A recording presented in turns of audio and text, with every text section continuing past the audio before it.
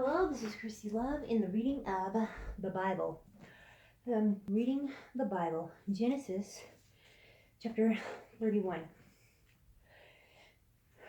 No, it's chapter 30, I believe. We'll do Jacob's children. Okay, so that's Genesis chapter 29, verse 31. When the Lord saw that Leah was not loved, he enabled her to conceive. But Rachel remained childless. Leah became pregnant and gave birth to a son. She named him Reuben, for she said, "It is because the Lord has seen my misery. Surely my husband will love me now." She conceived again, and when she gave birth to a son, she said, "Because the Lord heard that I am not loved, he gave me this one too." So she named him Simon, or Simeon. Again she conceived, and when she gave birth to a son, she said, "Now at last my husband will become attached to me, because I have borne him 3 sons." So he was named Levi. She conceived again, and when she gave birth to a son, she said, "This time I will praise the Lord." So she named him Judah. Then she stopped having children. Chapter 30 in Genesis. When Rachel saw that she was not bearing Jacob any children, she became jealous to her sister. So she said to Jacob, "Give me children or I'll die." Jacob became angry with her and said, "Am I in the place of God? Who has kept you from having children?" Then she said, "Here is Bilhah, my servant." Oh, I think I read this part. Okay.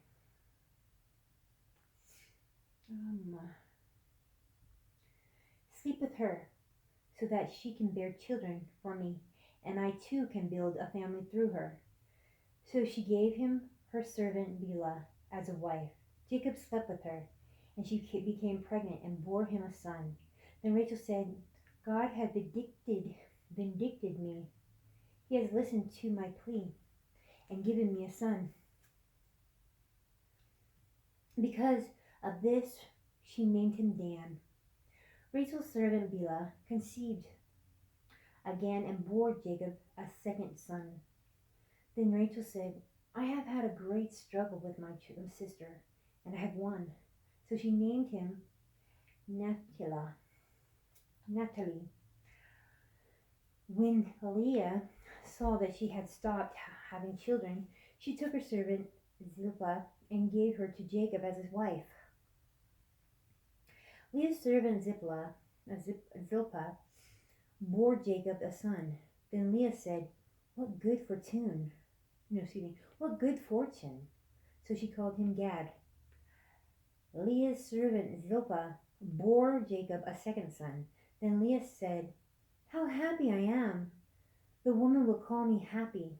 So she named him Asher. During wet harvest, Reuben went out into the fields and found some mandrake plants, which he brought to his mother Leah. Rachel said to Leah, "Please give me some of your son's mandrakes." But she said to her, "Wasn't it enough that you took away my husband? Will you take my son's mandrakes too?" "Very well," Rachel said. "He can sleep with you tonight in return for the son's mandrakes." So when Jacob came in from the fields that evening, Leah went out to meet him. "You must sleep with me," she said. "I have hired you with my son's mandrakes." So he slept with her that night. God listened to Leah, and she became pregnant and bore Jacob a 5th son.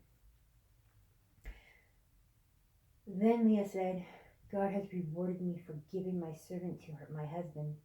So she named him Issachar. Leah conceived again and bore Jacob a 6th son. Then Leah said, God has presented me with a precious gift. This time my husband will treat me with honor because I have borne him 6 sons. So she named him Zebulun. Sometime Zimbula. What? Zebulun. Zebulun. Sometime later, she gave birth to a daughter and named her Dinah. And then God remembered Rachel. He listened to her and enabled her to conceive. She became pregnant and gave birth to a son and said, God has taken away my disgrace. She named him Joseph and said, May the Lord add to me another son. Jacob's flocks increased. After Rachel gave birth to Joseph, Jacob said to Laban, Send me on my way so I can go back to my own homeland. Give me my wives and children for whom I have served you, and I will be on my way. You know how much work I've done for you? But Laban said to him, If I have found favor in your eyes, please stay. I have learned my divination that you, Lord, has blessed me because of you. He added, Name your wages, and I will pay them. Jacob said to him, You know how I have worked for you and how your livestock has fared under my care. The little you had before I came has increased greatly, and the Lord has blessed you wherever I have been. But now, when may I do something for my own household? What shall I give you? He asked.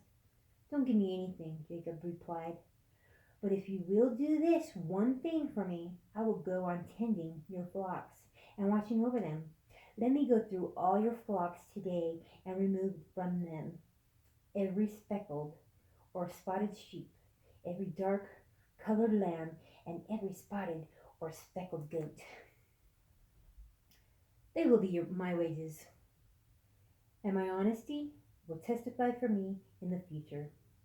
Whenever you check on the wages you have paid me, any goat in the possession that is not speckled or spotted, or any lamb that is not dark colored, were considered stolen. Agreed, said Laban. Let it be as you have said. That same day he removed all the male goats that were streaked or spotted, and all the speckled or spotted female goats, all that had white on them, and all the dark colored lambs, and he placed them in the care of his sons. Then he put a 3-day journey between himself and Jacob, while Jacob continued to tend the rest of Laban's flocks.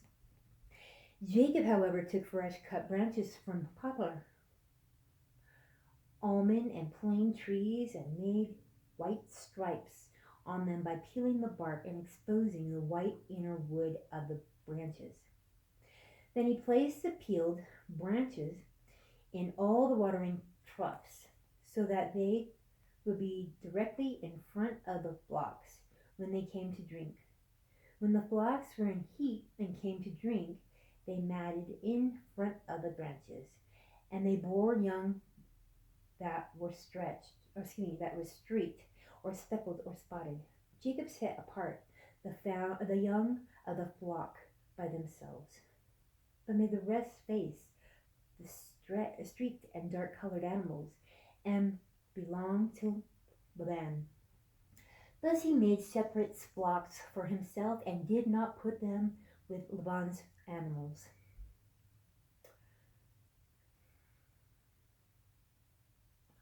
Whenever the stronger females were in heat, Jacob would place the branches in the troughs in front of the animals so they would mate near the branches. But if the animals were weak, he would not place them there. So the weak animals went to Laban and the strong ones to Jacob. In this way, the man grew exceedingly prosperous and came to own large flocks and female and male servants and camels and donkeys. Thank you. That is chapter 30 in Genesis. Thank you.